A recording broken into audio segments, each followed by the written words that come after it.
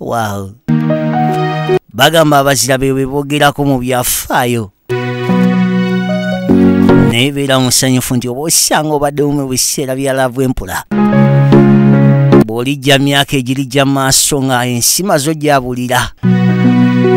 Manya nti ku nsi kwaliko omusajja laavu empula. Mu Luganda gwe bayitanga omulavangwa. Lwansonga ensonga z'omukwano nze nzigonjoola.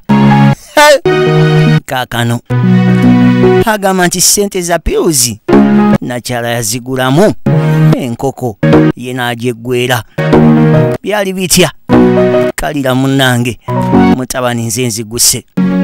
Nga bagamba nti omutaramagwa aba yategeera ensonga z'ekitala, omulavangwa aba amanyi ensonga z'omukwano. Keekati no siikulwise agambye nti laavu empula njebaliko munnange ndi bulungi. Gw'ogamba oti eyo kansuubire naawe oli bulungi. Atandise agamba obusungu bunnuma. Sijja kunenya baana bange wabula kansoke nkubula ebyonna gye byatandikira. Agambye nti obusungu bunnuma era nagamba nti sijja kunenya baana bange wabula kankuzeeyo nkutandikire wansi gye byatandikira. Agamba nti mwaka gwa 2019 nalina omuwala nga bamuyita Rachel. Nali mwagala nnyo Kamala era nga buli kimu ekyange ekituufu kiri nti nali nkimwagaliza. Naye agamba nti Rachel yalina mukwano gwe yali ayitibwa Jane. Agamba nti ekituufu kiri nti Rachel nali mwagala Kamala. Amazima gali nti ate ye nga kirabika alina omulala gw'alowooza. Laavu empula n'atuuka essira n'empulira nga bintamye. Kwe kunnyonnyola Jane ensonga za mukwano gwe n'aŋŋamba oyo bw'atyo. Twatandikirawo nze ne Jane mpola mpola, tandika okuba nga tunyumya nga alinga ankubagiza okusinziira ku ebyo Rachel bye yali ampisaamu munnange. Agamba nti omutima gwatandika okuwulira nga Jane talina buzibu, naye ng'ekituufu laavu empula kyali kibulamu. Agambye nti omutima gwatandika okuwulira nti Jane talina buzibu lwakuba nti ate Jane munnange kyali kibulamu. Bibaawo mu nsi tetufuna ekyo kye twetaaga. Wuliriza. Agamba nti Rachel nagenda mujjako mpola ebirowoozo nesalawo bw'osanga nze ne Jane kwegamba saasooka kumwatulira nti oba osanga omutima gwange gugenda gumwagala olw'okubanga mukazi wattu kyali kibulamu. Teyasooka kumwatulira olw'okuba nti kyali kibulamu. Aya laavu empula ebbanga lyetoolola nga tunyumya netusinkana netugendako awuto ebintu bwe bityo, naye nga simwatuliranga era nga naye taŋŋambanga.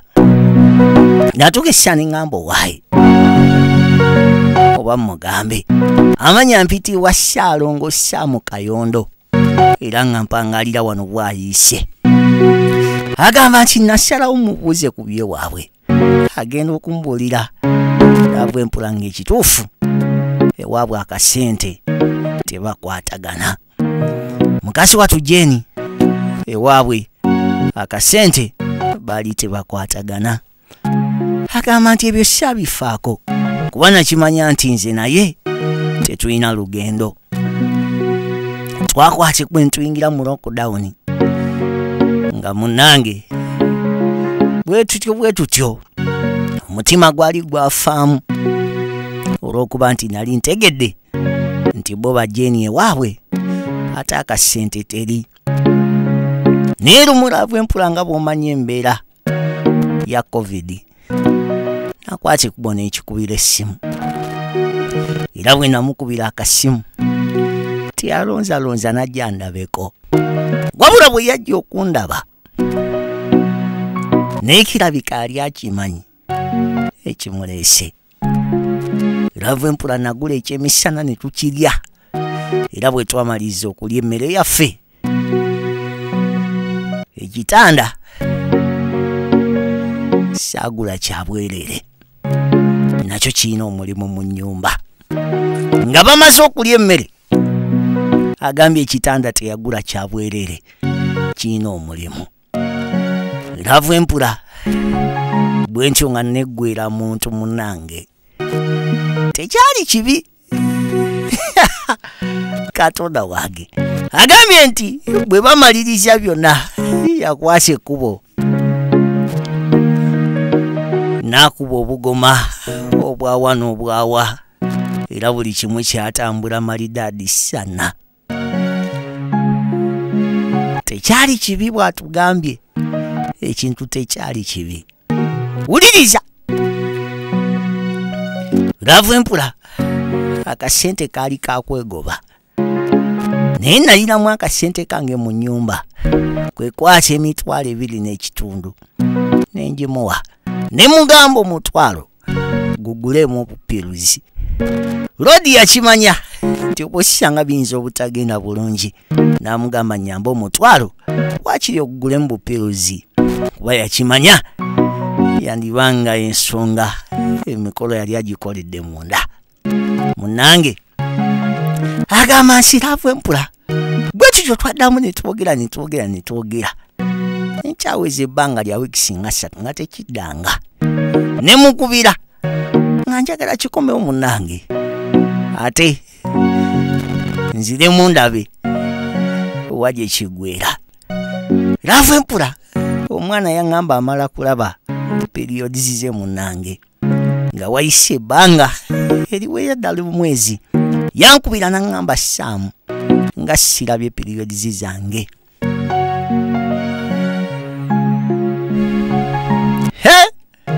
Yawulugumya akasimu n'amugamba Sam nga sirabye periods zange.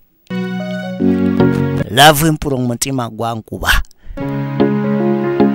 nempulira nga ntidde kubanga jjukira sigamba nti ki ekituufu kiri nti nali simwagala kubanga ewaabwe ebizibu balina nkuyanja. Namugamba nindemu era akawungeezi naddamu ne mukubira ne mubuuza akaweke wakamira. Akawungeezi mu 3 yaddamu namukubira essimu namubuuza akaweke wakamira. Wuliriza agamba nti nakyala yaŋŋamba ku ddwaliro yassanga waggale ye ssente n'aziryamu enkoko. Aya ndowooza mulabye ekintu bwavu kye kikola. Nakyala yakirabika mukazi watubambye yali ayagala nnyo okulya ku nkoko naye ensobi banaye togikolanga ssente bwe zibanga za kintu zikozesa ekyo. Kati ye ssente za piuzi yagenda zirya mu nkoko kimaama kirabika kyali kimaze ebbanga tekirya ku nkoko bambi. Keekano wuliriza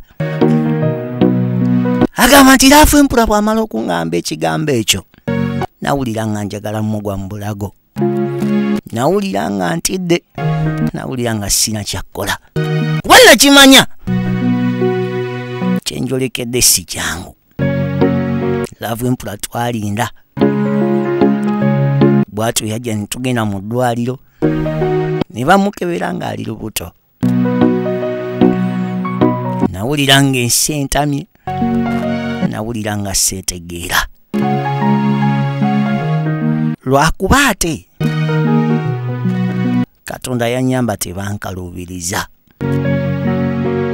bakkiriza olubuto alukuliza ewaabwe.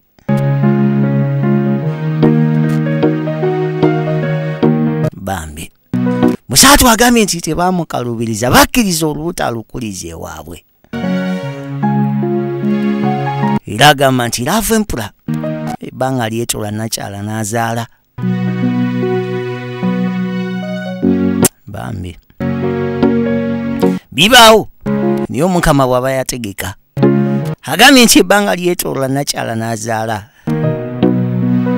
Ate ekyasinga okunnuma yazaala abaana 2 sigamba nsi nange ndi bulungi naye ekyabaana babiri kino kyandeeteramu ate ennaku ey'amaanyi.